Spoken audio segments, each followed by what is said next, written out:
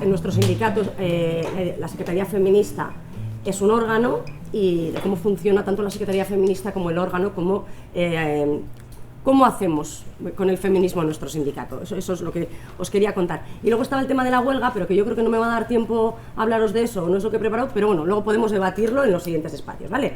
Si me da tiempo entro a eso, pero en principio no es la idea.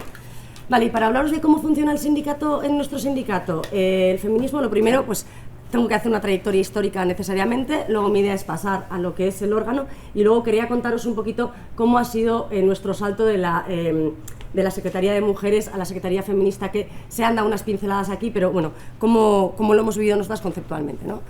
En lo que a la trayectoria histórica se refiere, bueno, entender que nuestro sindicato, entiendo que igual que el vuestro, nace un poco en el tardofranquismo, como hace 44 años aproximadamente, y entonces hay un surgir de movimientos de izquierdas que se aglutinan mucho en torno al sindicalismo, y hay una reflexión en Euskal Herria muy profunda en torno a la educación. De ahí empieza Steilas, luego está la educación, etcétera, etcétera. Pero junto con esos movimientos, digamos, de izquierdas y de sindicalismo, en Euskal Herria el feminismo tiene, digamos, una fuerza singular. Pues empieza a generarse mogollón de colectivos de feministas, y sobre todo hay un colectivo muy muy fuerte que yo creo que es el que hace que el feminismo de Euskal Herria tenga, digamos, un nombre propio a día de hoy, que es la Asamblea de Mujeres de Vizcaya. La Asamblea de Mujeres de Vizcaya es una asamblea muy muy conocida, y ahí empiezan también a reflexionar, junto con los demás movimientos sindicales, empiezan a reflexionar sobre la educación.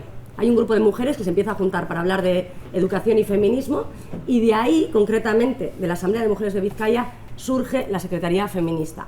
¿Y esto por qué lo cuento? Pues lo cuento de alguna forma para que entendamos que la Secretaría Feminista, hablar despacio no me vale, que lo de la Secretaría Feminista no es una cosa que luego se haya generado por una necesidad específica, sino que es un elemento fundacional de nuestro sindicato, forma parte de nuestro ADN. En euskera también me cuesta más, voy a dejar de disculparme, pero en euskera es más difícil. De nuestro ADN, el feminismo, de alguna forma, ¿no?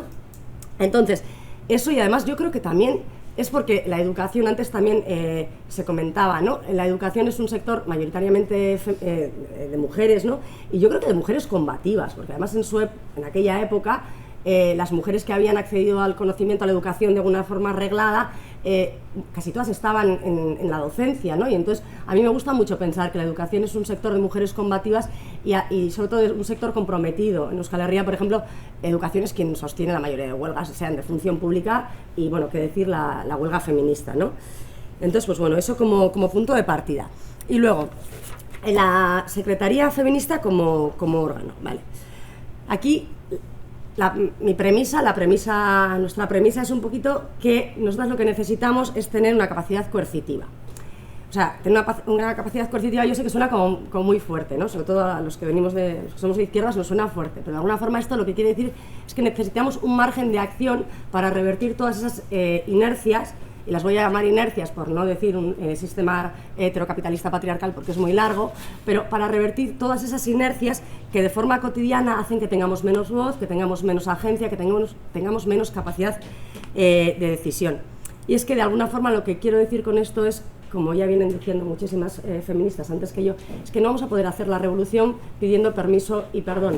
Necesitamos un espacio donde se respete, donde no se cuestione lo que decimos, y de alguna forma, digo, se reviertan esas inercias, porque cuando habitamos espacios de izquierdas muchas veces se cree que volvemos de sitios a los que no hemos llegado. O sea, como somos muy de izquierdas, como el feminismo ya está muy instaurado, etcétera, etcétera, o como pues el sentido común, ¿no? Que yo creo que, aparte de ser el menos común de los sentidos, pues es un poco patriarcal. Entonces, de alguna forma, con todas esas inercias se va perpetuando un poco el status quo en el que los hombres toman más la voz que las mujeres y están más en órganos de decisión que nosotras. Entonces, todo un engranaje que se ha construido para que nos quedemos sin voz y sin poder. A mí hoy me ha dado muchísima alegría, tengo que decir, ver que aquí han hablado muchísimas mujeres todo el rato.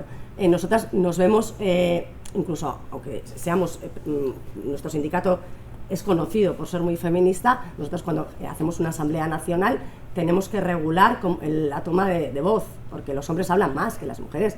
aun cuando nosotros representemos, por ejemplo, en el 03, el 94% de la plantilla sean mujeres, pero para ir a lugares de representación mucho más fácil va a ir un hombre que una mujer siempre, en todos nuestros ámbitos, ¿no? Entonces, cuando hablo de inercias quiero decir eso, hay que poner medidas muy concretas para revertir eso, y si no se ponen medidas concretas, la inercia es la que va a hacer que las mujeres sigan pensando que no son capaces, que el resto de la gente también piense que esas mujeres no son capaces y que, bueno, no puedan llegar a esos lugares de toma de decisión.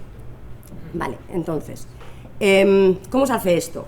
Cuando digo capacidad coercitiva, quiere decir que tenemos que tener una especie de derecho a veto o un poder de decisión. Y esto nosotros, en nuestro caso, en nuestro sindicato, se ha integrado en el organigrama.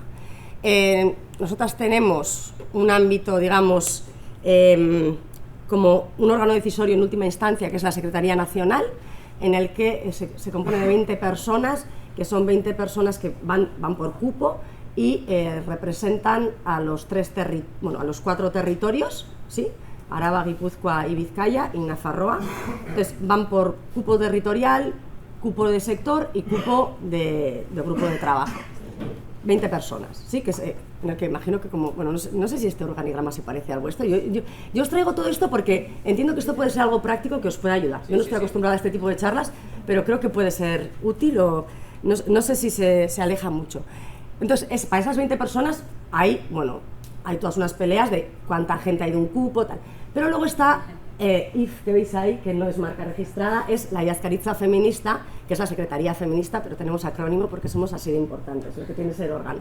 Entonces hay una persona que es aterritorial que va a participar en la Secretaría Nacional y eso lo va a determinar la Secretaría Feminista quién es esa persona que participa ahí, ¿no? De alguna forma no es que esa persona ya corte todo el bacalao en la Asamblea Nacional, sino que representa que ese órgano tiene un lugar propio, ¿vale? Pero aparte de ese lugar propio, lo que sí es una ley no escrita es que las decisiones que toma el órgano no se cuestionan. Las decisiones, quiero decir, más allá de aquellas decisiones que puedan devenir gastos de actividades que hemos organizado, pues esas igual tienen que pasar una supervisión, pero la decisión en sí, la capacidad decisoria no se pone en cuestión ni en la Secretaría Nacional porque, como digo, somos un órgano. ¿Había algún momento de conflicto hemos tenido? Recordar, me acuerdo una vez que la Secretaría decidió que pedíamos la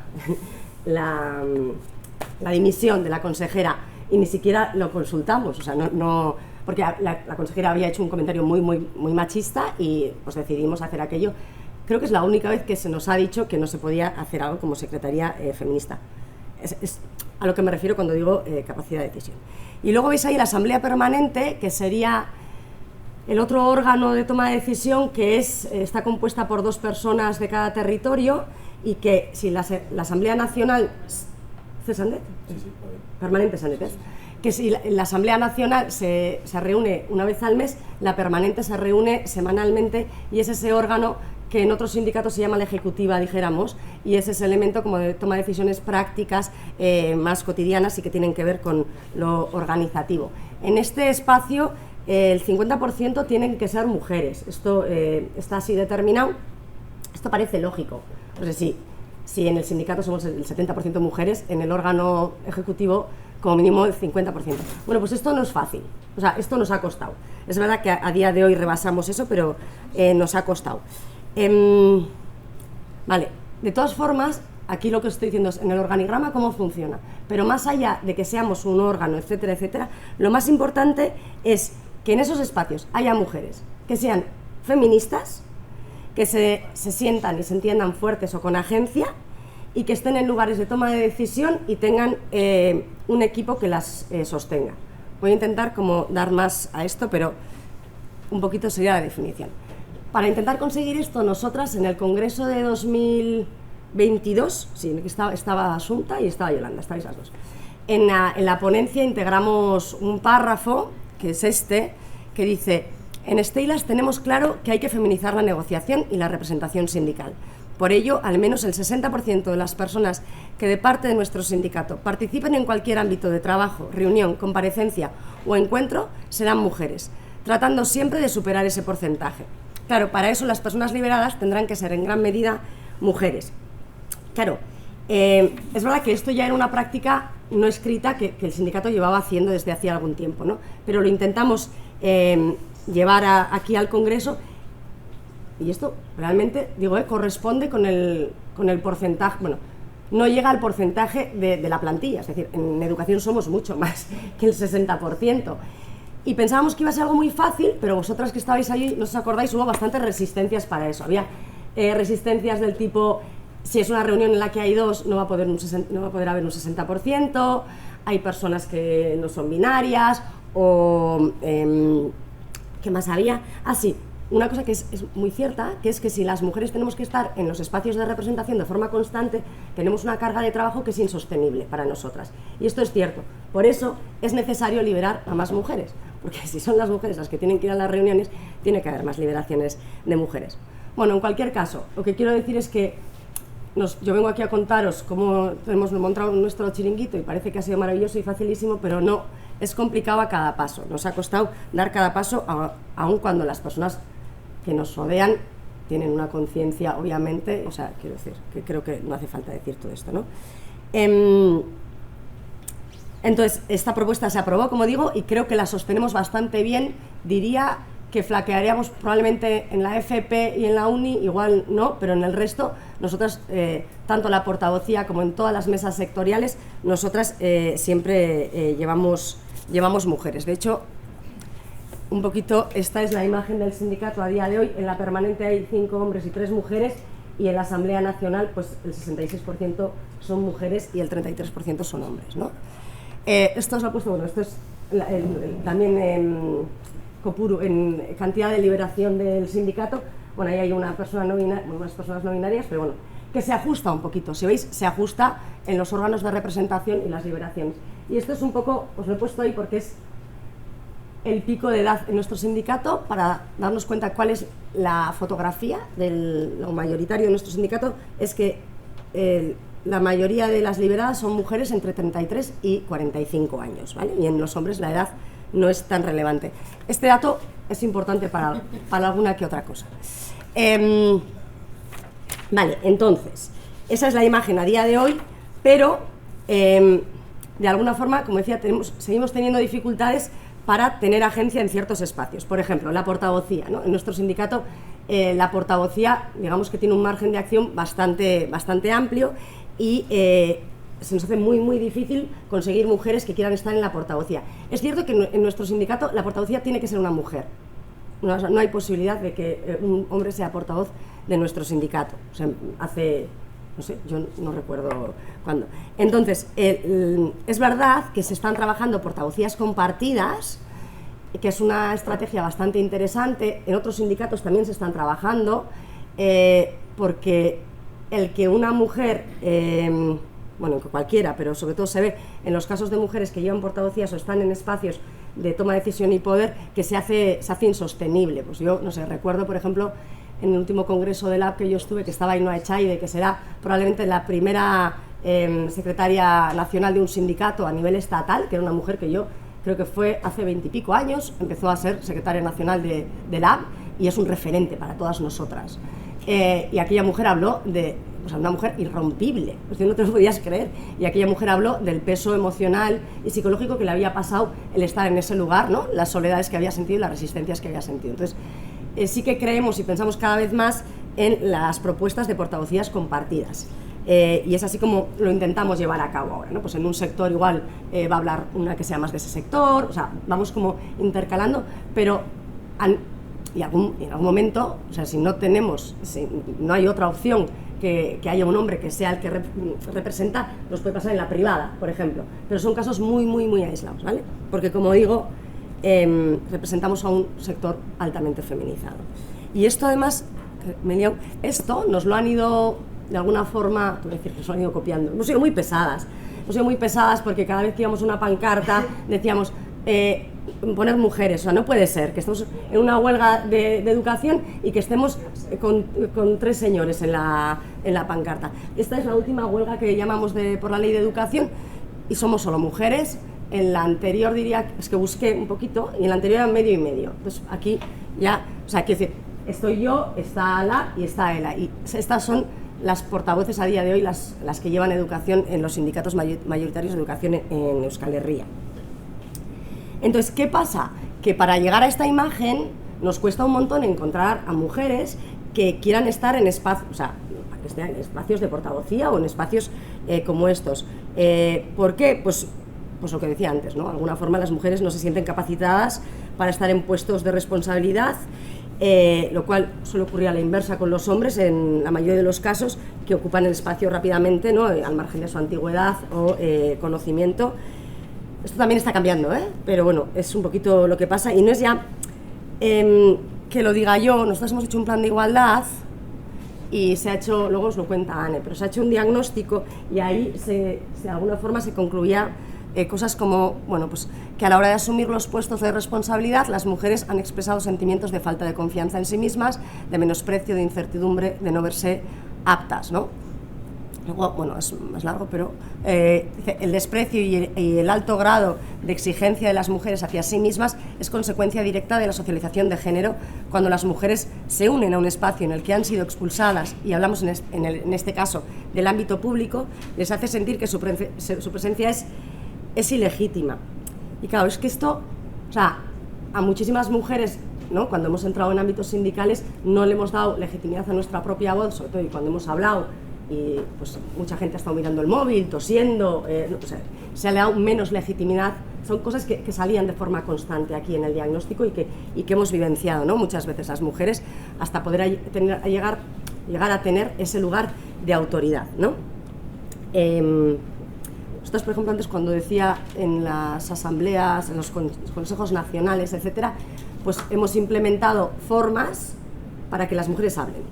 O sea, tipo, pues lo que decía antes, primero tiene que hablar siempre una mujer. Y es que ya no es que los hombres quieran hablar menos, es que a las mujeres les da palo hablar. Entonces, todo esto, cómo revertir todo eso de alguna forma, ¿no? Y conseguir que haya tías que quieran estar en los ámbitos. Y también una de las propuestas que iban con, o sea, no solamente que haya mujeres, la idea es que haya mujeres que sean feministas, ¿no? Que también otra de las dificultades para conseguir esto, yo sé que esto es muy polémico lo que voy a decir, pero otro de los elementos, yo ya no sé en qué esto estoy, lo he puesto ahí, vinculaciones sexoafectivas o realidades relacionadas con el cuidado. Quiero decir que la conciliación es uno de los elementos que hace que muchas mujeres no puedan estar en ciertos espacios. Por ejemplo, la permanente, desde que yo estoy en el sindicato, en la permanente no ha habido una mujer que tuviera hijos pequeños, o tenía hijos mayores o no tenía hijos. Todas las mujeres que estábamos en la permanente no teníamos una vinculación con la crianza. Entonces, de alguna forma, lo que quiero decir es que hay dos elementos que hacen que las mujeres no estén en los ámbitos de decisión o que tengan menos poder. Y una es la desagencia propia de la socialización patriarcal y la otra es la maternidad, que a mí también me duele, pero se responde a toda una estructura patriarcal que todavía no se ha revertido, ¿no? Eso, y por otra parte, también en cómo vivencian las mujeres el estar en esos lugares de toma de decisión, ¿no? ¿Cómo hacemos las mujeres? Sindicalismo, y cómo hacemos las mujeres el poder. En el diagnóstico salía mucho que se utilizan formas masculinas a la hora de la autoridad, ¿no? Y yo me pregunto siempre si la autoridad es patrimonio único de la masculinidad, o si tener autoridad es masculino, o cómo. Porque claro, aquí lo que pasa es que las mujeres que entran en ciertos circuitos, de alguna forma son traidoras a su propio género, para muchas, por esas formas de autoridad, y tampoco son asimiladas por el otro género, siendo dicotómica en el género, pero están en un no lugar de alguna forma, lo cual también hace que ese lugar sea insostenible a largo plazo, porque es un no lugar, porque bueno, me he explicado, ¿no? Yo creo que sí. Vale.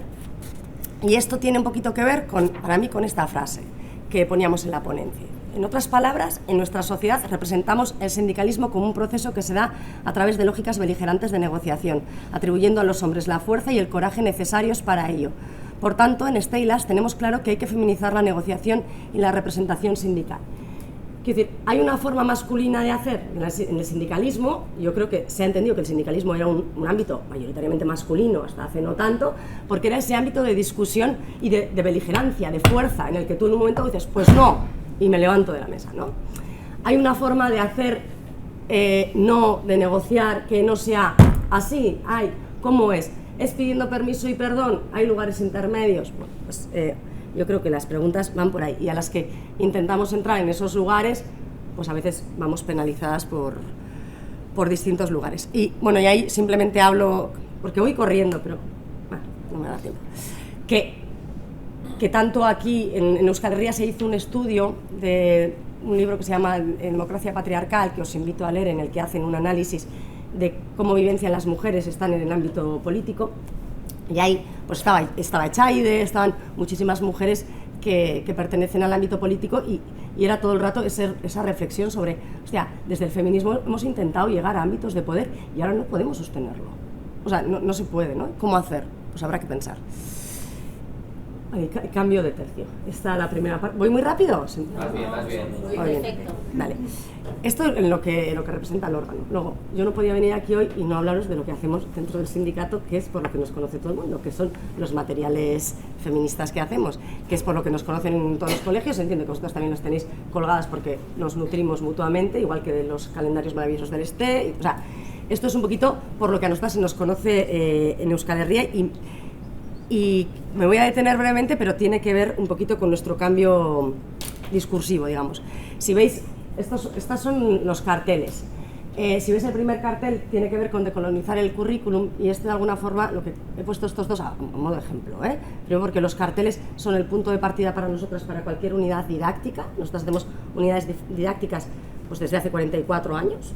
En papel, se nos piden cada 8 de marzo y cada 25 de noviembre, y hace unos años que dejamos de hacerlas en papel porque ya no. Y de alguna forma estos carteles lo que son el punto de partida, sobre todo en aquellas etapas más tempranas, porque lo visual pues da un poquito a la reflexión, etc. El elemento decolonial era un poquito para lo que voy a ir luego a mencionar, que es que nosotros hemos entrado en los conceptos de interseccionalidad desde hace algún tiempo, entonces todo lo que tenga que ver con diversidades corporales, o sea, lógicas decoloniales, etcétera, pues ya se está integrando también en nuestras unidades didácticas. Y el segundo ejemplo, pues porque a mí me gusta mucho este cartel, no sé si lo he traído, creo que por eso, no sé si no se aprecia, bueno, ahí pone una escuela libre de espacios de agresión, es un mapa. Ese cartel emula el mapa de la ciudad prohibida, que fue una cosa que se hizo en Donosti, que también se ha hecho en Barcelona. Es un mapa que lo que hace es identificar lo que entonces se llamó puntos negros, se llaman peligrosos, los puntos que suponen sobre todo un peligro hacia la integridad física de las mujeres en la ciudad, y llevábamos ese mapa al colegio, pues ¿no? Identificábamos los váteres, etcétera, pero no solamente los que sean peligrosos, sino también aquellos que tienen sesgo de género, como pudieran ser los campos de fútbol, etcétera. Porque antes aquí se hablaba de que eso aquí lo han iniciado las arquitectas, allí no, allí esto se ha hecho desde, bueno, o sea, quiero decir, también tenemos ahora un movimiento bastante fuerte de arquitectas feministas que están repensando el mobiliario, ¿no? de la ciudad y tal, pero bueno, esto se ha hecho pues, desde el feminismo. Vale, y luego esto es que he aprovechado porque hemos traído un montón de materiales por vosotros, igual que Pausa habla más. Nos dimos cuenta que nosotros íbamos haciendo unidades didácticas que, como digo, es por lo que le gusta mucho a la gente de lo que hacemos, ¿no? Y es verdad que tiene mucho reconocimiento, pero me imagino que os pasa a vosotras también, que es como esta historia de vamos a recibir formación, que nos formen, que nos vengan y nos digan cómo hacer, qué hago yo cuando dicen maricón, ¿no? Cuando alguien dice maricón en clase, tú puedes tener un montón de reacciones distintas. Yo te puedo dar una guía, pero yo lo que no te puedo dar siempre es un decálogo de funcionamiento. Tiene que haber un proceso de concienciación que tiene que ver con una iniciativa propia de documentación, etcétera. Entonces, una parte esencial, más allá de las unidades didácticas, es generar documentos, generar reflexiones que inviten a concienciarnos. Y entonces empezamos a sacar una línea de libros. Este es el primero que sacamos en el COVID, que os hemos traído unos ejemplares, y es un compendio de artículos en el que hay sobre todo mujeres académicas que son casi todas afiliadas nuestras, Mariluz Esteban, o sea, gente como que es, ¿no? Y que hacen reflexiones sobre todo sobre mujeres y COVID, sobre el feminismo del COVID, porque es verdad que en la época del COVID, si luego me da tiempo a entrar en la huelga, o en las cervezas, luego en las cervezas podemos hablar más, ha habido una resencialización como mencionaban antes también, o sea, las mujeres han vuelto a entrar en las lógicas más familiares, de cuidados y más esenciales de lo que supone ser mujer. Yo lo dejo aquí, si luego me da tiempo me alargo en esto, ¿vale? Pero es de lo que habla este libro que os mostré. Vale, y un poquito para abordar el último punto. Y si luego me da tiempo, y en esto del tema de las mujeres y la resencialización, vamos a sacar el segundo libro, que tiene que ver con los cuidados, que es fruto del primero, y que es lo que origina la huelga feminista. Que es que ahora nosotras estamos hablando de forma constante de la reorganización de los cuidados, desfamiliarización de los cuidados, y sobre todo de un concepto que es interesantísimo, que es el concepto de cuidados público-comunitarios. Esto, si me da tiempo, luego hablamos, ¿vale? Porque nos desmontan lo público, si os dais cuenta. Vale. Y aquí, el tercer punto, es que quiero decir muchas cosas, que es cuando hacemos el salto nosotros de la Secretaría de Mujeres a la Secretaría Feminista. Y me parecía importante traer este elemento, porque para nosotras ha sido un cambio paradigmático, pero también porque yo sé que hay lío en casi todas, o sea, nosotros estamos en la de las valencianas y tenían lío con lo de las mujeres, la mujer y toda esta historia, ¿no? Vale. A mí no me va a dar tiempo de hablar de la pedagogía feminista con exactitud, o sea, entrar al meollo, pero también me da un poco de pudor porque ese artículo es mío, pero si queréis podéis leerlo y está en Pícara. Y ahí está un poco cómo entendemos nosotras la pedagogía feminista, porque si no, escrito en algún sitio, hay muy pocos sitios donde se especifique qué vamos a hacer con la pedagogía feminista. Yo os invito, pues ya no, para que no me leáis a mí, le podéis leer a Valeria Flores, por ejemplo, ¿no? Porque en Latinoamérica se está haciendo mucho en torno a esto.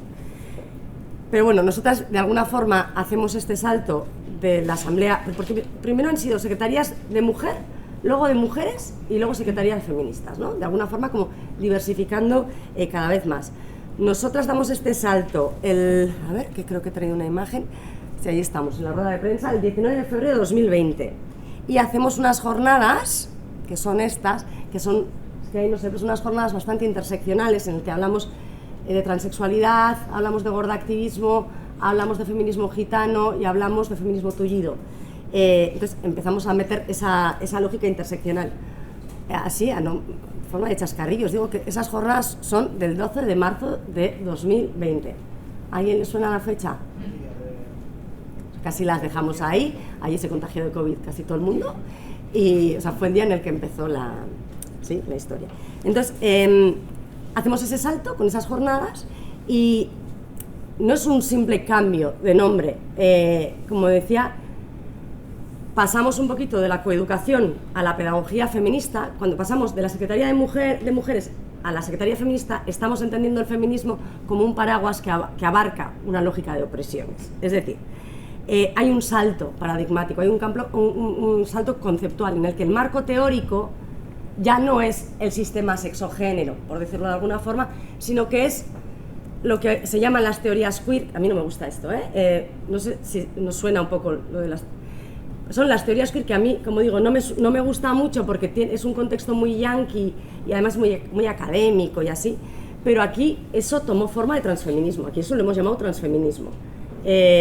También hay gente que habla de posfeminismo, pero a mí tampoco me gusta este término porque de alguna forma cuando hablamos de posfeminismo da la sensación de haber superado algo y no es ese el objetivo, o sea, no es... o sea, nosotras bebemos de nuestras genealogías y nuestro discurso es de alguna forma algo que evoluciona de lo anterior, ¿no? Un devenir de lo anterior, que integra nuevos elementos. O sea, somos ahora porque aquellas fueron, y no podemos olvidarnos, para nosotros esto es súper importante, y el feminismo, el transfeminismo no está peleado con Simone de Beauvoir, es que es todo lo contrario. O sea, es que bebe de ahí, cuando nosotros decimos que la mujer se hace, lo lleváis escuchando desde la mañana. ¿Cómo se hace? Pues se hace con el test de la vida real, se hace, porque el test de la vida real, ¿no? El que mencionaba el de Transit, es sobre el que nos llevan domesticando a nosotras desde que nacimos, ¿no? Entonces es un poquito eso. Entonces, de alguna forma, integrar una mirada interseccional es de alguna forma utilizar el eje patriarcal para entender que a distintos cuerpos les afecta de forma diversa la violencia. Y aquí yo siempre pongo el ejemplo de, por ejemplo, de Sojourner Truth, que es como la más famosa, ¿no? Que es esta negra que va al Seneca Falls y dice, ¿y qué pasa conmigo? Yo no soy una mujer. Porque claro, en ese momento están todas las mujeres blancas, heterosexuales, de clase media, pidiendo más presencia policial porque tienen miedo, y eso lo que está suponiendo es que haya más policía que esté yendo a los barrios más pobres y esa policía esté ejerciendo una violencia física y sexual hacia las mujeres negras.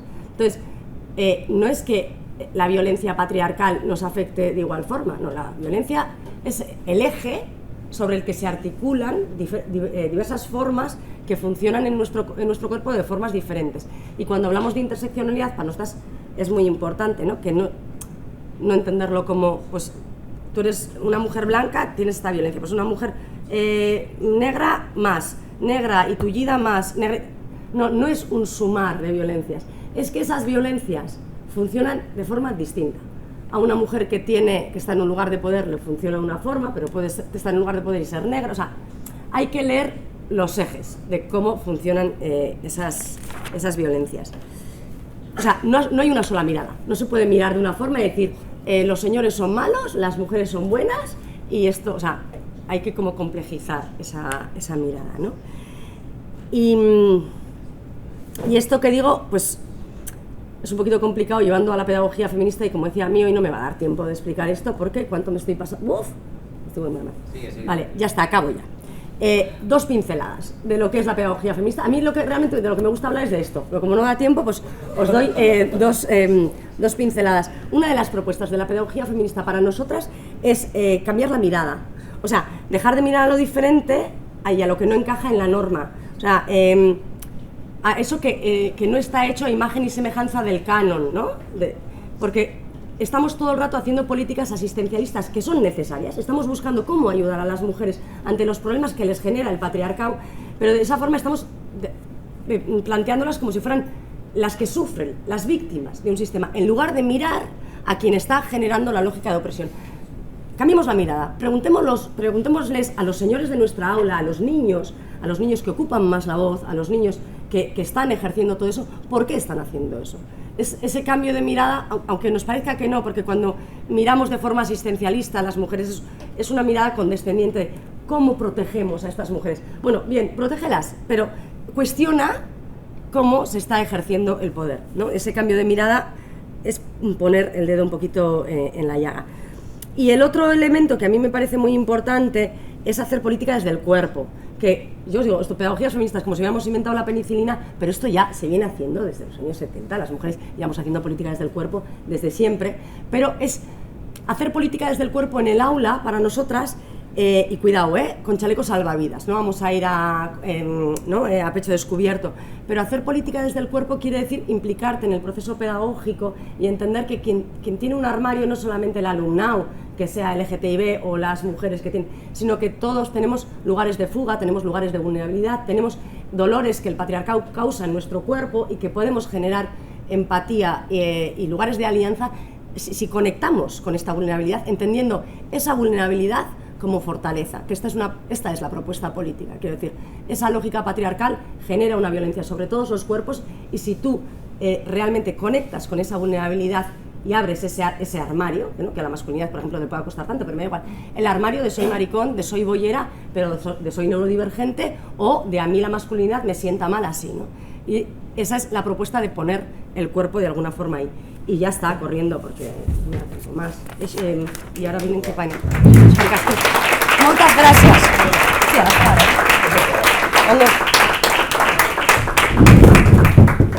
Pues vengo a presentaros un poco nuestro plan de igualdad. Tenemos 2 proyectos nuevos entre manos. Empezaré con el plan de igualdad, al que hemos llamado Plan de Convivencia Feminista de Steylas, y después el protocolo contra las agresiones machistas, ¿no? Y bueno, un poco a pesar de la trayectoria feminista de Steylas, somos conscientes de que en todas las organizaciones mixtas al final son un reflejo de la sociedad y que en mayor o menor medida se recrea un poco el patriarcado, ¿no? Por eso nos aventuramos en un nuevo reto en el año 2022, que es este precioso plan que por fin lo tenemos en nuestras manos, ¿no? Para llevar a cabo este plan, contamos con la ayuda de Magin Elkartea, que es una asociación de Euskal Herria, que busca impulsar un poco el conocimiento feminista de manera colectiva, ¿no? Y el objetivo de este plan de convivencia feminista es un poco reflexionar y transformar las actividades, estructuras y las relaciones internas dentro del sindicato. Para llevar a cabo este proceso, este proyecto, hubo dos fases fundamentales. La primera fue un poco la fase de reflexión, donde se identificaron las discriminaciones y desigualdades de género que había, y a ese proceso le llamamos el diagnóstico de género del sindicato, ¿no? Que también es otro tochazo que salió en esa primera fase. Y ya después del diagnóstico empezamos con la segunda fase, que ha sido un poco el diseño, el proceso de diseño del plan de convivencia. En la primera fase, en el diagnóstico de género, respondimos a un cuestionario todas las liberadas, y también se les pasó otro cuestionario a la afiliación para conocer un poco su grado de satisfacción con el sindicato. Y bueno, después una vez teníamos los resultados, se hicieron varias sesiones participativas que fueron muy enriquecedoras, porque al final nos devolvieron un poco el espejo de la realidad del sindicato con una lectura de género. Y bueno, también hay que decir que había también muchas fortalezas, que no todo eran carencias. También hay que tener en cuenta que este diagnóstico se hizo en un momento muy concreto, que ahora es una foto de aquel momento, ¿no? Que empezó en el 2022, y al final en el sindicato cada año la gente va y viene. Igual en este momento la foto sería otra, mejor o peor, pero sería distinta, ¿no? Pero al final no se puede poner nunca en duda este diagnóstico, este proyecto, porque describe una realidad.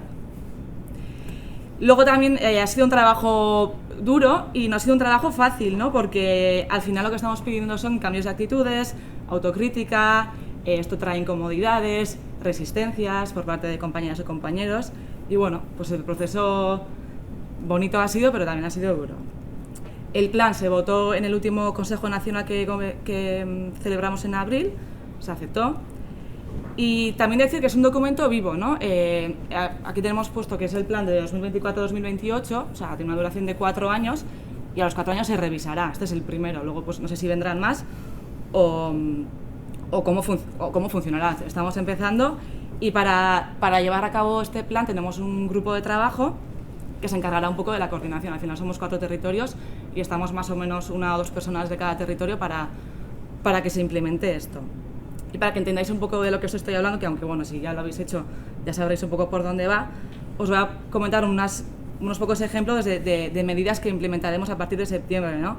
Pues por ejemplo, descentralizar las responsabilidades de la ejecutiva y equilibrarlas entre todas las liberadas, o visibilizar las tareas más feminizadas y equilibrarlas, ¿no? Porque ¿quién hace el café? Pues siempre las mujeres, ¿no? Pues esos trabajos más de cuidados, equilibrarlos un poco entre todos. Cuidar los estilos de comunicación, o por ejemplo fortalecer la red de mujeres y no binarias trabajando desde la sororidad. Y hasta aquí un poco lo que es el plan de convivencia. Y curiosamente, en este proceso de diseño surgió la necesidad de este segundo protocolo, que es el protocolo contra las agresiones machistas. Se vio que había una necesidad de tener una herramienta más práctica para actuar ante casos de violencia machista, y este protocolo también lo elaboramos con la ayuda de Magin Elkartea. Hicimos varias sesiones participativas y bueno, con nuestras propuestas de los diferentes sedes y tal, pues creamos lo que es el protocolo. En este caso también hay un grupo de trabajo más reducido, porque al final son cosas que hay que llevar con más discreción. Y luego aquí dentro las agresiones están clasificadas por intensidad, entonces dependiendo de la intensidad de la agresión se actúa de una forma u otra, y aparte de una forma u otra se actúa o con la agredida, o con el agresor, o con toda la sede, o con el territorio, dependiendo un poco de cada caso. Y nada, luego lo que se hace es cuando se abre el protocolo se hace también un seguimiento y se cierra con una valoración. Y nada, como acabamos de empezar con todo esto, somos muy nuevos, pero estamos muy motivadas. Hemos visto que es un plan muy ambicioso, también hay que decirlo, que nos va a traer muchísimo trabajo, sobre todo el plan de convivencia. Pero bueno, seguiremos trabajando desde el feminismo para conseguir que nuestro sindicato sea un espacio cuanto más feminista mejor. Y nada, a mí también, espera que me la sé, a mí también me agradaría dar las gracias a usted por la invitación.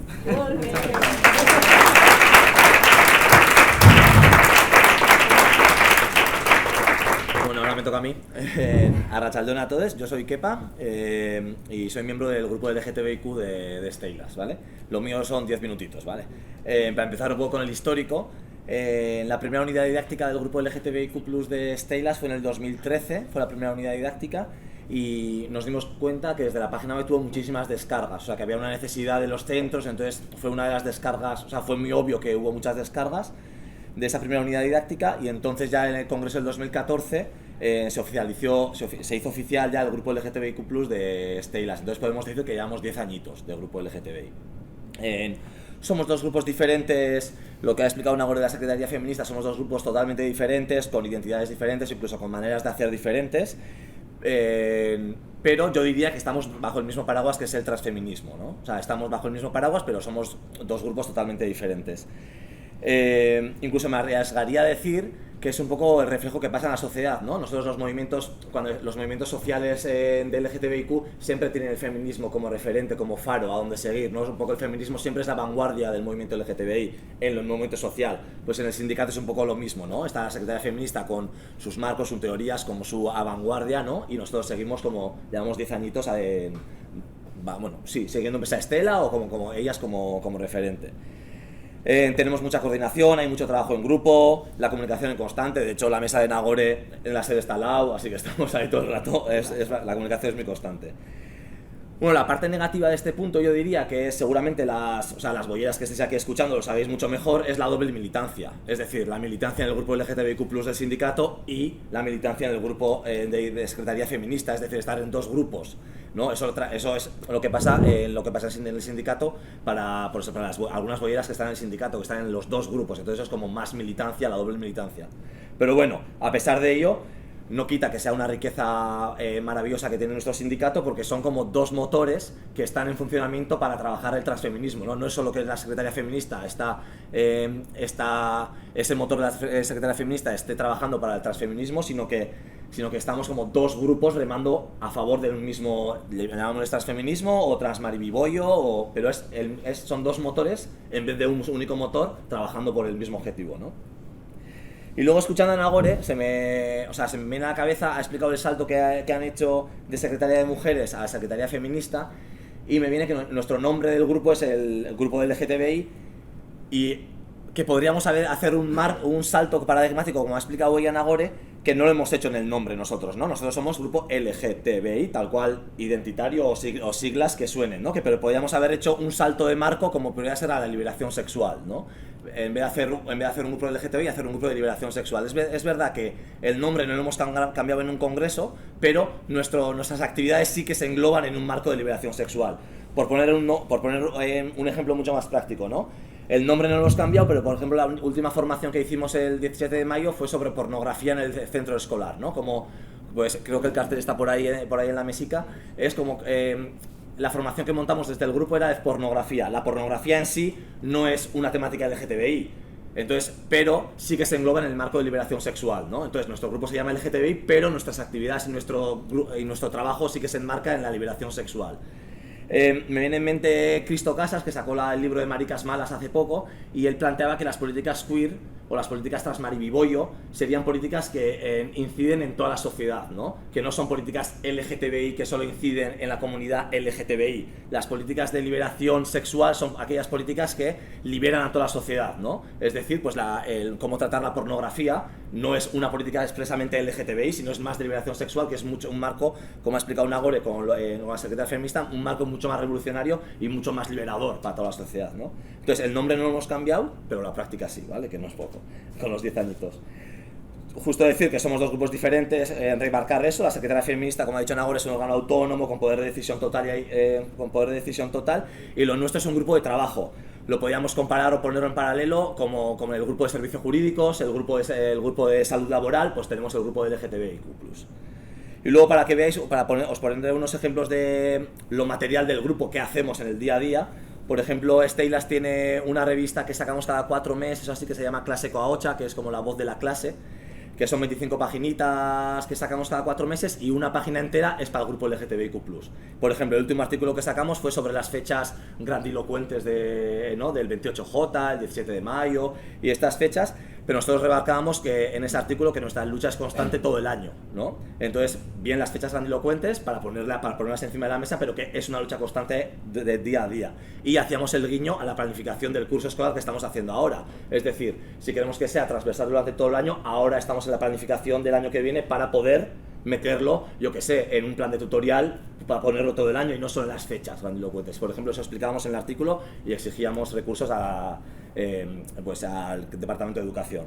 Otro artículo que sacamos en esa revista fue el 17 de mayo, por ejemplo, que es el Día contra la Homofobia, de cómo se trataba un poco el foco, ¿no? Que el foco siempre está como el agresor, la persona agredida iba por no sé qué calle, vestida no sé cómo, y tenía pluma de no sé qué, y ese no es el foco, ¿no? El foco de la agresión tiene que ser la homofobia. ¿Qué pasa con la masculinidad y la homofobia? ¿Por qué en la construcción de la masculinidad está tan unida la homofobia? ¿De dónde es eso? ¿Dónde se están actualmente enmarcando estos discursos, ¿no? Estos discursos homófobos? ¿Por qué está crecida las agresiones? Ese es el foco no es no sé cómo iba vestida o no sé qué tacones llevaba o la falda era corta, ¿no? O sea, un poco ese cambio de foco es lo que pedíamos en el artículo. Otras líneas de trabajo es que la que tenemos es, en cada agresión que haya en Euskal Herria, agresión LGTBI-fóbica, siempre hay respuesta inmediata en redes sociales del sindicato. Incluso en fechas concretas hacemos lecturas del sindicato el 28J, el 17 de mayo, mandamos nuestra lectura a dirección y a centros educativos. Incluso, por ejemplo, el 1 de diciembre, que es el día del VIH, contra la pandemia del VIH, en sí no es una fecha LGTBI, pero sí es una fecha del marco de liberación sexual. Entonces también actuamos ahí, ¿no? Haciendo referencia al marco de liberación sexual que hacía y no al LGTBI identitario o más. Damos apoyo a movimientos sociales de liberación sexual de Euskal Herria. Hace nada han hecho una rueda de prensa en Bilbao en el movimiento social LGTBI contra el Hotel Axel que han abierto en Bilbao, lo van a abrir ahora, que es justo un hotel es muy capitalismo rosa, está gentrificando justo el barrio San Francisco de Bilbao, y estuvimos ahí en la rueda de prensa como sindicato también. Y luego hacemos una formación al año como grupo de trabajo. El de este año ha sido lo de la pornografía en el centro escolar, ha sido un exitazo. Han venido un montón de liberadas, han venido a la formación, o liberadas todas, han venido muchas afiliadas a la formación, incluso gente no afiliada a Steylas también ha venido porque es un tema que está en los centros. Entonces, por ejemplo, pues esta formación fue un exitazo este año. Y luego la joya de la corona de nuestro grupo también son las unidades didácticas, ¿no? Hemos traído en la mesica esa, hemos traído QRs de las unidades didácticas que hemos hecho. Bueno, la Secretaría Feminista y el grupo LGTBI, está en la mesica, están las unidades didácticas. Lo de atrás no lo leáis porque hemos reciclado, ¿vale? Así que las unidades didácticas es la referencia a la página web nuestra, que si esto no funciona en la página web, desde la área de LGTBI están. Y es un poco como lo que decía la joya de la corona, para poneros ejemplos. Hemos sacado un cuento para infantil que se llama en euskera Aske izan koloretan, que significaría como sé libre con todos tus colores, ¿sí? Y en infantil veíamos que había mucha gana de trabajar el tema, pero que no había herramientas. Entonces decidimos sacar el libro e incluso ese año que sacamos la publicación, el lema de Aske izan koloretan fue el lema de todas las fechas grandilocuentes de las escuelas, de muchas escuelas de Euskal Herria. Es decir, cogieron la herramienta y ¡pum!, usaron como lema, era como el leitmotiv. Nuestro material era el leitmotiv de muchos centros, ¿no? Sacamos una guía para trabajar la diversidad afectiva, sexual y de género, y si mal no recuerdo la IAC tradujo al catalán sí, esta guía. Sí, ¿verdad? Vale, luego hay otra unidad didáctica, por ejemplo, que es como la que más fama tiene, la de no a las imposiciones de género, que está colocado totalmente en el transfeminismo. O sea, es una unidad didáctica muy transfeminista. Y, por ejemplo, me acuerdo hace 3 añitos recibimos una llamada de Mallorca, que fuimos a Mallorca a presentar todas las unidades didácticas, nos llamaron de Canarias. Quiero decirte, es como algo muy reconocido de Steylas, ¿no? Incluso en las escuelas es referencia a las unidades didácticas que hacemos nosotros. Otra idea que tenemos para el comienzo del año, o sea, para este curso de septiembre, no sé si lo haremos, pero la idea es bonita, es de hacer un vídeo de una red de profesores LGTBI, ¿no? Como crear una visibilidad de profesorado LGTBIQ+, o de sexo disidente, ¿no? Pues, por ejemplo, hacer un vídeo donde diga: hola, yo soy Kepa, soy profesor de francés en el Instituto de Usandizada de Donostia y soy maricón. Luego aparece otro, o en otra persona, dice: hola, soy Fátima, soy del Departamento de Antropología de la Universidad Pública del País Vasco y follo con mujeres.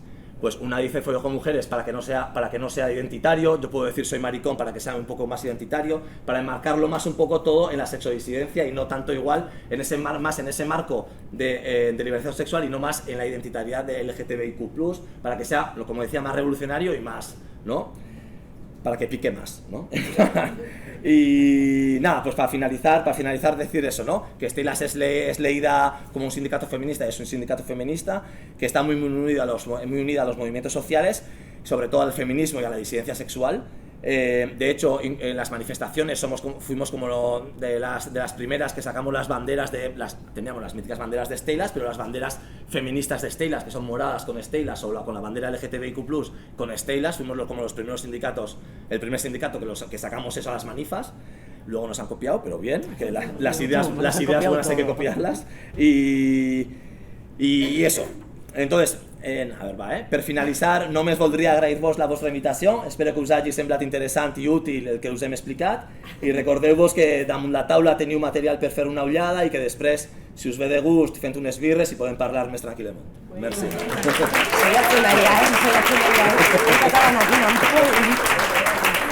Si algú té una pregunta que no es pot aguantar, un comentari que diu el vull fer i que tothom el senti, doncs endavant. Pues hemos hecho mucha... Va a estar en alguna tabla, ¿no? Sí, intentarà. Sí. Vamos. Perquè és una nit que jo tinc... O sigui, m'explicaré. La intervenció dels homes en el si del sindicat pel que fa als feminismes és una cosa que almenys dintre de l'Austem no tenim gens resolt. Com ho heu resolt, Steylas? M'explicaré una miqueta més. A mi em va costar entendre el concepte de que com a home jo m'havia inhibit en moltes opinions que jo pogués tenir pel que fa a la secretaria de la dona o les decisions que prenia des de la secretaria de la dona. La meva posició actual, particular, és el que digui la secretaria de la dona, el feminisme els dec, doncs jo a favor. No ho penso, d'acord? És la meva posició, però és una posició criticada i no gens compartida per molts companys. Jo no sé si és una posició que des de la secretaria de la dona es considera bona o no, però alguna vegada una dona molt dominant del sindicat i de molt de pensa em va entendre que realment tu pots opinar el que vulguis, però pel fet de ser home es distorsiona. És a dir, i la teva opinió és molt respectable, però pel fet de ser un home qui ho diu, jo qüestionava, i fa poc que estic al sindicat, jo pensava, com és que els homes no tenen cabuda dintre la secretaria de la dona, no? Per què els homes a l'Austec no poden participar-hi, no? Quan diem això, clar, jo no tinc manera de dir això sent dona, perquè soc home, i seria una altra pregunta. Doncs, quan jo pregunto quina és la relació que des d'una secretaria de la dona es pretén que tinguin els homes al sindicat,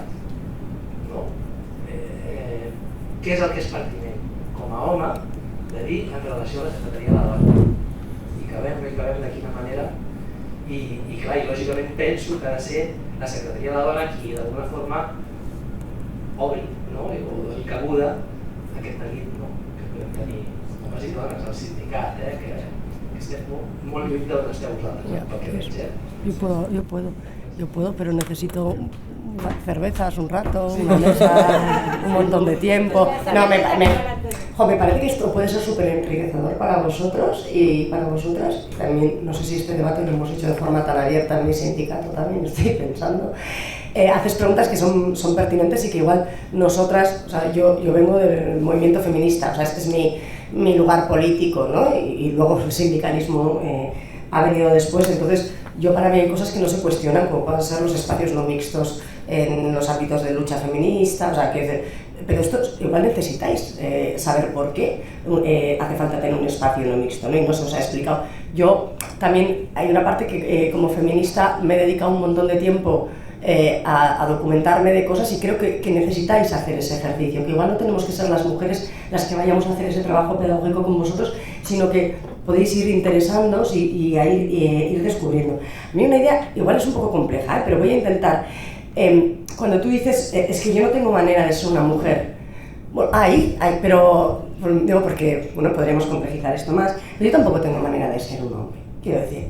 Y ahí tendrías que pensar qué es ser un hombre y qué es ser una mujer. Para mí el género, yo entiendo el género, pues digo que va a ser un poco raro, Yo entiendo el género como, que somos izquierdas, como clase. Es una relación estructural de poder, relacional. Eso quiere decir que a ti al nacer te han dado un lugar de poder que a mí me han quitado. De hecho, me lo has quitado tú. Voy a ser como muy simplista así, como porque no está, ¿no? Pero, entonces, cuando tú dices algo, puede ser quiero patatas. El problema no es siempre quiero patatas. El problema es que tú me dices a mí que quieres patatas. Cuando tú me lo dices a mí, no es como cuando me lo dice ella, porque hay una relación de poder previa. Por eso es una relación de clase. Es decir, si el jefe te dice quiero patatas, no es lo mismo que si te lo dice tu compañera de curro. Por eso es necesario para muchas mujeres sacar a los hombres de esos espacios para que sean espacios de libre acción para nosotras, de libre decisión, de libre participación. Ojalá esos espacios pudieran desaparecer y no solamente eso, pudiéramos hibridar los géneros. Yo es mi propuesta política, yo vengo del transfeminismo, pero yo entiendo que hasta que podamos deshacer, nos deconstruyamos todo el mundo, os deconstruís vosotros, me deconstruya yo, porque yo también tengo, o sea, hasta que todo eso suceda, las identidades, los sujetos políticos son esenciales para nombrar las lógicas de opresión. No podemos, o sea, y por eso te digo, yo también curro con gente que es súper maja. Pero esos tíos que son súper majos, en la permanente hay tíos que tienen 4 hijos. Y no sé cómo ha pasado. Y eran súper, o sea, son majos. Y no me quieren oprimir a mí. No sé, ¿cómo ha pasado? Pues yo lo he llamado inercia. Pues no. Y por eso podéis estar, pues yo creo que no podéis estar. ¿Qué tenéis que hacer? Aquí a nivel estructural yo paso. A mí se me ocurren cosas, pero yo ahí ya no voy a entrar.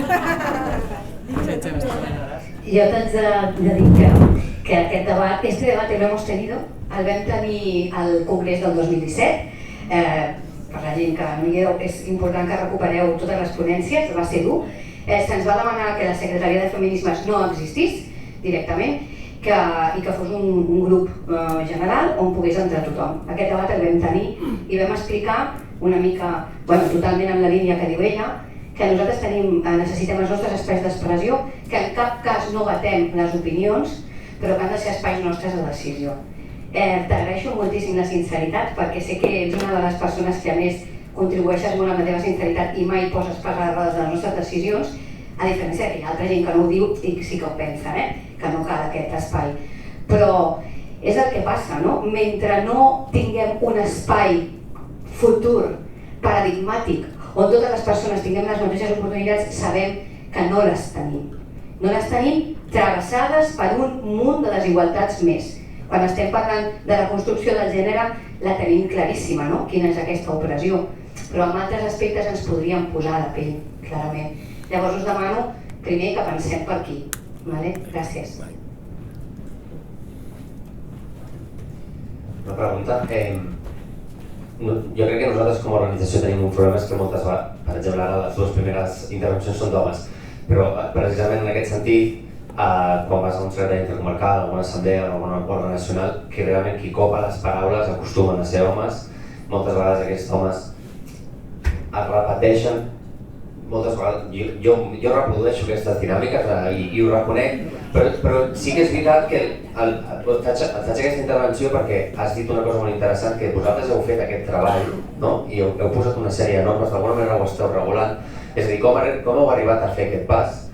Heu fet algun anàlisi intern, heu cronometrat intervencions, com heu fet com a organització per intentar reparar? Perquè moltes vegades també el que demostra l'organització és que quan aquestes persones que moltes vegades copiem les paraules desapareixem, les altres persones surten, saps?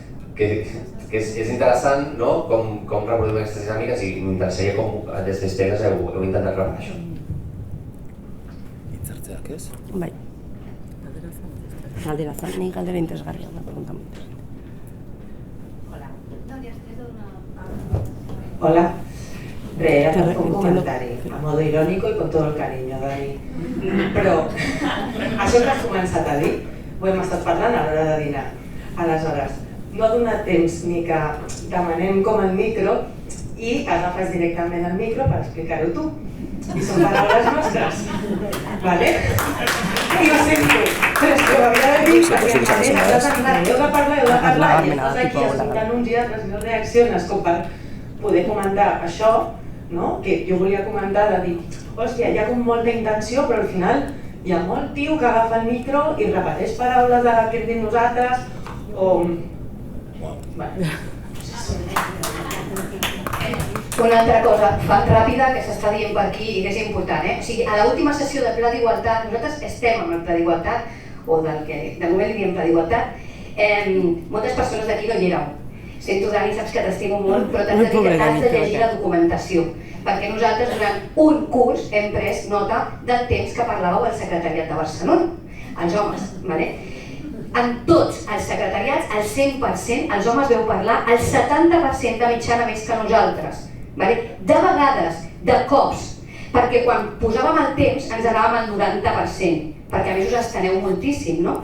Llavors, no passa res, però és un problema, d'acord? És un problema que, vull dir, està a la documentació i això que dius de l'anàlisi s'ha fet i, de fet, en l'última sessió del Pla d'Igualtat, com molt bé va recordar l'Ivan, ja vam parlar de quines estratègies podríem fer servir. Gràcies. Quiere hablar ella, que Que jo volia dir que precisament també estava pensant, perquè també he estat a la taula amb el Dani dinant, i no sé si em passa a mi perquè soc dona, crec que sí, pot ser que no, però com que heu dit que anava un curs de temps he pensat, doncs no ho dic, i tu en canvi sí. Llavors no sé si és una cosa, i també m'ha passat al secretariat milers de vegades que quan vaig a dir una cosa, doncs els 4 homes que sempre parleu ja ho heu dit. O sigui, potser sí que posar primer, que parlin primer les dones seria una manera, com hi hauria altres, però penso que sí que és una cosa que hem de regular. I dic secretariat interior com el cas perquè és el que fem cada setmana, però si jo estigués al secretariat nacional o on sigui, també penso que també s'ha de regular aquesta veu que se senti. Molt bé. No, jo dic que sóc una de les que parlo més al secretariat i sóc que parlo molt perquè si no la quota d'intervencions femenines seria gairebé inexistent en el nostre secretariat de Barcelona. I a sobre em critiquen perquè m'enrotllo molt quan... bueno, o m'enrotllo o... Bueno, no, jo el que voldria dir és que precisament jo m'he sentit una mica... Quan tu has parlat del tema d'ocupar càrrecs, és molt difícil ocupar un càrrec sent una dona.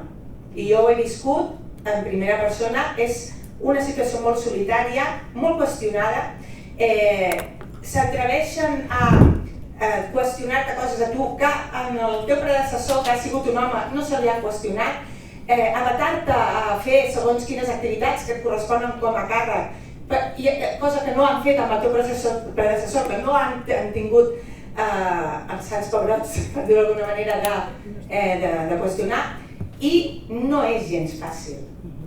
I és així, jo ara ho vull expressar, aquí els companys i companyes, però ho havia d'expressar perquè és dur, és molt dur. Jo m'he trobat en una situació de vegades que llavors sembla que és que jo em vulgui tenir una notorietat o no sé què, no, és que he de defensar el lloc que ocupo moltes vegades. L'he de defensar perquè si no em fan passar per sobre i precisament a qui fan passar per sobre sempre són homes. I sembla que és que jo soc una repel·lent, que no sé què, però és que a vegades potser no ho faig de la millor manera, però em trobo havent de defensar el meu càrrec, la meva posició, el meu lloc. No és fàcil. I a sobre de ser portaveu és un lloc molt solitari, a sobre has de batallar amb aquestes conductes que ja sé que a vegades no són conscients, però hi són. I això ho volia expressar.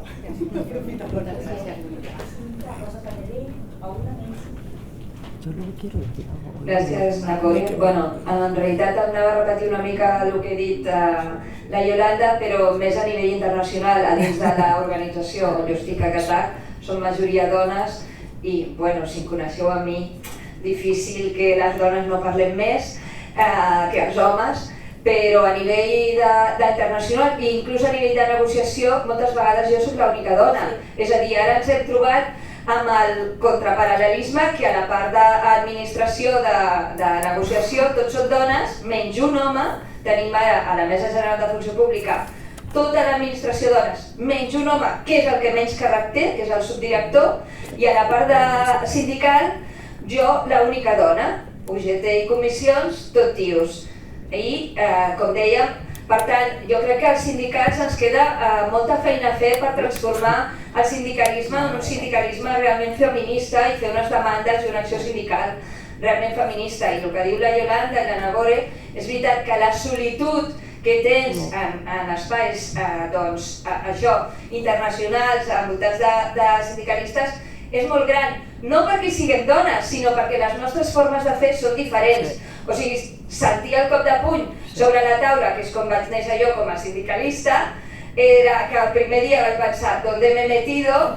Ja no us explico que era un espai envoltat, un centre de treball envoltat de ties amb pilotes, no?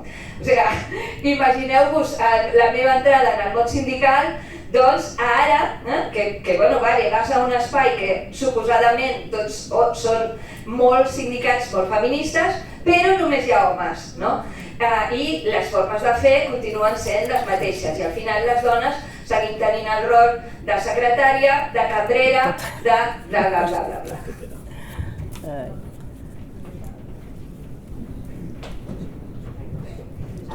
Cosetes així molt telegràfiques. No es pot posar en qüestió que els espais de dones no mixtes són absolutament necessaris aquí i sempre i a tot arreu per tot el que ja s'ha dit i no ho repeteixo. El que sí que penso és que cal també començar a haver alguns espais d'intercanvi amb els companys, perquè per exemple el que s'està ara aquí discutint jo crec que és molt bo de poder-ho fer, que el grup de feminismes de dones de la secretaria, dieu-li el nom que vulgueu, faci trobades amb els companys per explicar què passa, on passa, quines demandes o quines, el que sigui, el que estan parlant. Val? Això per un cantó.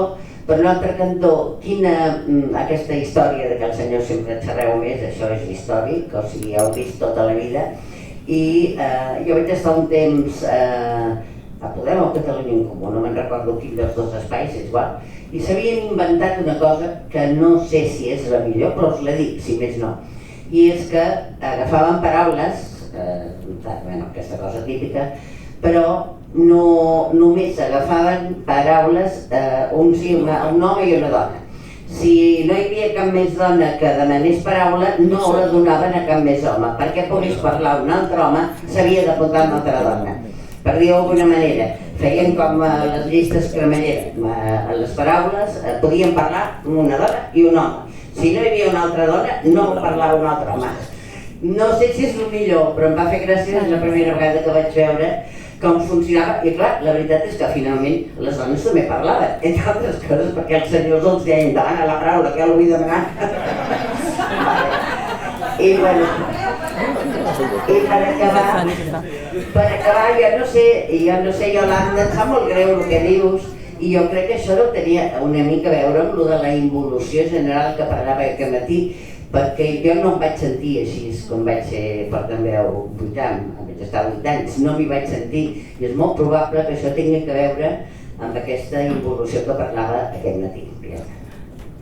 ¿Nos da para responder? Bueno, yo estoy encantada, ¿eh? O sea, me está pareciendo que esto es súper saludable para vosotros, ¿no? O sea, que igual hay que coger unas cervezas así. Pero yo no sé si le quiero echar un capote a alguien, no sé si esto es un momento terapéutico o algo, pero lo que decía Rosa, para nosotros es estrategia de cómo hacer, por ejemplo, yo creo que todo el mundo tiene o sea, en todo lo que estamos hablando, todo el rato, todo el mundo tiene un margen de responsabilidad y tiene que acogerse a ese margen de responsabilidad. Nosotros, por ejemplo, en los consejos nacionales hemos sido muy pesadas, muy pesadas. Entonces, por ejemplo, no puede hablar primero un hombre, o sea, es como la que está en la mesa, moderando. Cuando acaba de hablar quien habla, dice, bueno, y ahora un turno de palabras. Os recordamos a las mujeres que, o sea, primero se hace esa mención, esperamos que. Entonces, ya las mujeres empiezan a hacer un esfuerzo porque lo que tú has dicho es cierto, o sea, las tías de nuestro sindicato tampoco querían hablar. Pero eso tiene que ver con toda esa desagencia previa que tenemos para no sentirnos capacitadas para hablar en espacios públicos, es la leche. Por eso estamos nosotras las que estamos en portavocías así, porque tenemos que trascender todo ese tipo de cosas. Se nos ha dicho toda la vida que no hagamos eso, entonces trascendemos eso, empezamos a hacer así, luego las otras nos dicen no, que somos muy autoritarias, las nuestras nos dicen no, que te estás poniendo muy autoritaria. Y dices, a ver, ¿cómo se hace? Decidme, ¿no?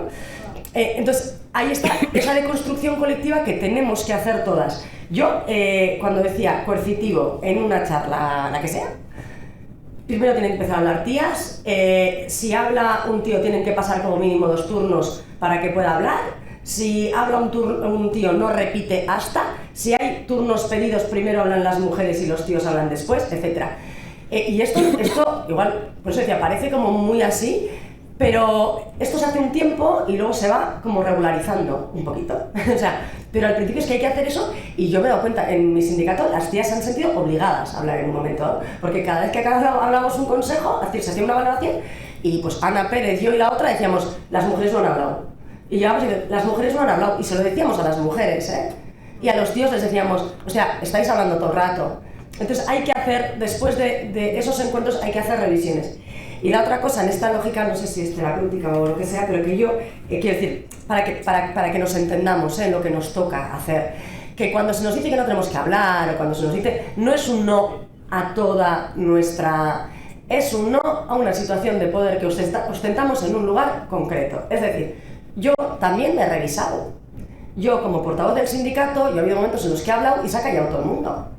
Y yo me he dado cuenta de que yo ostentaba un lugar de privilegio y que había otras que no estaban pudiendo hablar, porque cuando yo hablo, yo tengo más voz que las demás. Y yo me lo tengo que mirar. Es decir, cuando digo que las lógicas de poder son relacionales y que la interseccionalidad es importante, es que no estamos mirando hombres malos, mujeres malas. Tenemos que ver lógicas de poder. Cuando yo me voy a una asamblea de mujeres decoloniales, aunque yo tengo una trayectoria feminista súper larga, me habla una feminista antirracista, yo me callo, me escucho, me voy a casa y pienso.